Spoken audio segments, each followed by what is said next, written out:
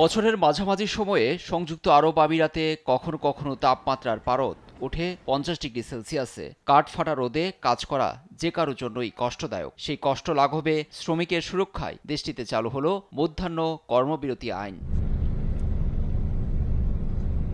তীব্র তাপপ্রবাহে শ্রমিকের স্বাস্থ্য সুরক্ষায় মধ্যাহ্ন বিরতির সময়সীমা ও আইন মানা বাধ্যতামূলক। চলবে 15 জুন থেকে 15 সেপ্টেম্বর পর্যন্ত। প্রতিদিন দুপুর 12:30 থেকে বিকেল 3টা পর্যন্ত নির্মাণাধীন স্থান বা খোলা আকাশের নিচে কাজ করা নিষেধ। এ নির্দেশ দিয়েছে দেশটির মানব সম্পদ মন্ত্রণালয়।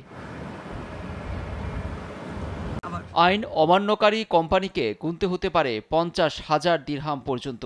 বাতিল হতে পারে লাইসেন্সও। শ্রমিকদের জন্য রাখা হয়েছে 5,000 দিরহাম জরিমানার বিধান। বাংলাদেশিদের আইন মেনে চলার আহ্বান কনসাল জেনারেলের। সংযুক্ত আরব আমিরাত সরকার যে আইনটি করেছে সে আইনের প্রতি শ্রদ্ধাশীল হয়ে বা যে ঘোষণাটা দিয়েছে সেই ঘোষণাটির প্রতি শ্রদ্ধাশীল হয়ে আপনারা যে সময়টুকু বেঁধে দিয়েছে সেই সময়টুকুতে আপনারা দয়া করে বাইরে অবস্থান করবেন না, ঘরের ভেতরে অবস্থান করুন